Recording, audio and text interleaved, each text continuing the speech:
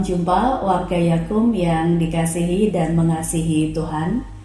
Kembali kita berjumpa untuk merenungkan firman Tuhan di dalam Yakum Fellowship. Saya, Pendeta Rita Dwi Lestari, akan menghantar kita untuk masuk di dalam perenungan firman Tuhan. Mari kita bersama berdoa. Ya Tuhan Allah Bapa kami yang Maha Kasih, Allah yang turut memanggil kami di dalam melakukan pekerjaan-pekerjaan Tuhan yang baik di dunia ini. Kami datang ke hadirat-Mu pada hari ini untuk memaknai kembali arti kerja kami. Kiranya Engkau juga akan memberikan kepada kami semangat dan juga gairah dalam kami menjalankan hidup dan kerja kami. Biarlah firman Tuhan akan menuntun hati dan pikiran kami agar kami dapat menjadi pelaku firman. Dalam Kristus Yesus kami berdoa. Amin. Pembacaan firman Tuhan diambil dari kitab Yoel, pasalnya yang kedua, ayatnya yang ke-28 sampai ayat yang ke-29.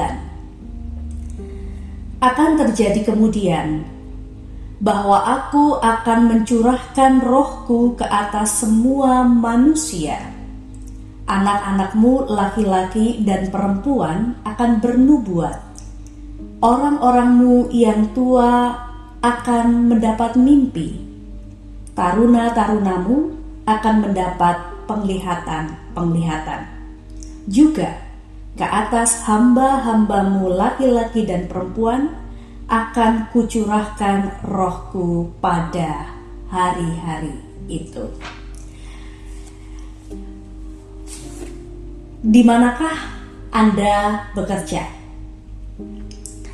Pertanyaan ini bisa dijawab dengan menunjuk pada tempat atau bidang atau lembaga. Misalnya, saya bekerja di Kebumen. Saya bekerja di bidang kesehatan. Saya bekerja di lembaga sosial. Jika pertanyaan ini dilanjutkan dengan apa yang Anda kerjakan, maka kita akan mulai menguraikan tugas-tugas kita, apa saja yang kita buat di dalam pekerjaan kita. Saya mengajar, saya memberikan penyuluhan, saya memberikan pendampingan, saya memberikan perawatan dalam bidang kesehatan dan sebagainya dan sebagainya. Jika pertanyaan lain diajukan, Anda bekerja bersama siapa? Saya yakin pikiran Anda akan mulai mendata rekan-rekan kerja Anda. Mungkin ada Yakobus, si kepala bagian keuangan, gitu ya. Ada Yohanes, ada Simon, teman saya di bagian cleaning service atau bagian dari keamanan, gitu ya. Nah, tidak banyak dari kita akan menjawab, saya bekerja bersama Allah. Nah, itulah tema kita, bekerja bersama Allah. Nah, saya tidak sedang mengatakan bahwa jika Anda menjawab, saya bekerja bersama si A, si B, bahwa jawaban itu salah. Dan jawaban yang benar atas pertanyaan bersama siapa Anda bekerja harus dijawab, saya bekerja bersama dengan Allah. Saya bekerja bersama dengan Tuhan.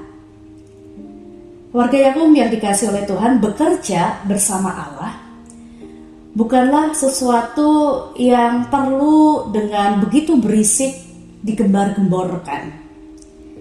Meski tidak diucapkan, sesungguhnya pemaknaan ini penting. Bekerja bersama dengan Allah adalah sebuah kesadaran yang perlu ada ketika kita berkarya dan hidup. Sejak awal mula semesta ini diciptakan, Allah sudah menampilkan dirinya sebagai Allah yang bekerja. Allah yang menata semesta ini dengan baik. Ia memisahkan air, ia memisahkan terang dan gelap. Dia menata semesta ini sedemikian rupa. Di dalam karya penciptaan itu, Allah selanjutnya mengikut sertakan manusia untuk bekerja memelihara ciptaan Allah. Nah, di dalam perjalanannya manusia mengalami kegagalan. Ya, artinya manusia tidak selalu berhasil.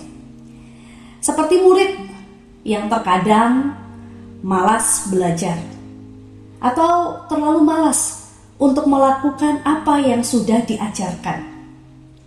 Atau murid terkadang juga sudah berusaha sebaik-baiknya untuk melakukan, untuk belajar, tapi tidak selalu juga dia berhasil.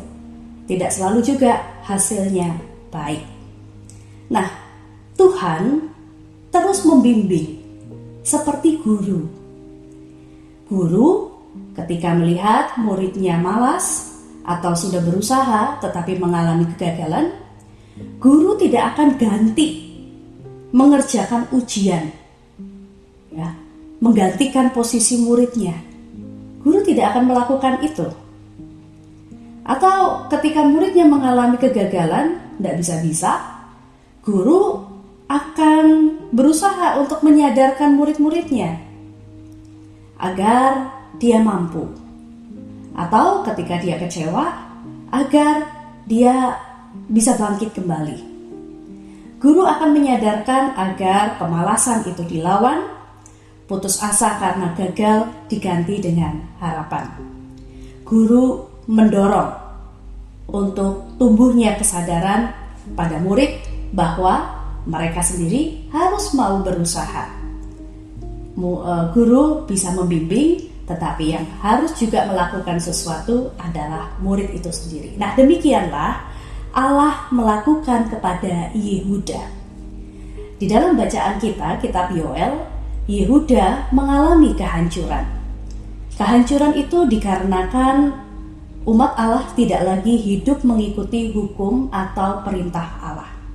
Padahal perintah, ketetapan, aturan, hukum-hukum Allah itu berguna, menjadi acuan yang akan menolong umat Tuhan untuk bisa hidup saling mengasihi, agar umat Tuhan itu bisa hidup di dalam ketertiban. Nah, jika kita membaca Yoel pasal yang pertama, maka kita akan melihat bagaimana kehancuran itu dinubuatkan. Nah, setelah umat dikatakan tentang kehancuran yang akan terjadi, dan mereka juga disadarkan mengapa bencana ataupun kesusahan, penderitaan itu datang, Tuhan membimbing, Tuhan menyadarkan bahwa umat Allah juga harus turut serta. Allah akan menyelamatkan, tetapi di dalam karya penyelamatan dan pemulihan itu, umat Allah juga harus turut serta dalam karya penyelamatan itu. Ikut ambil bagian, ikut berusaha. Nah, dalam upaya turut serta dalam karya penyelamatan, Yoel pasal yang kedua ayat 28-29 yang kita baca tadi mengatakan bahwa Roh Tuhan dicurahkan atas semua manusia, bukan hanya kepada para nabi. Dalam konsep pemikiran yang mungkin kita kenal, bahwa nabi-nabi itu adalah orang-orang yang memiliki Roh Tuhan atasnya. Dalam kitab Yoel, bukan hanya para nabi, bukan hanya orang tua, tetapi juga anak-anak. Anak-anak bukan hanya anak-anak laki-laki, tetapi juga anak-anak perempuan, taruna-taruna, orang-orang muda. Tetapi bukan hanya itu juga, hamba, baik itu hamba laki-laki dan hamba perempuan. Jadi manusia dari segala golongan usia, dari segala jenis kelamin, entah itu laki-laki ataupun perempuan, dari status kedudukan pekerjaan apapun, itu mendapatkan roh Tuhan, pencurahan roh Tuhan. Warga Yakub yang dikasihi oleh Tuhan, pencurahan roh Tuhan itu memberikan karunia-karunia.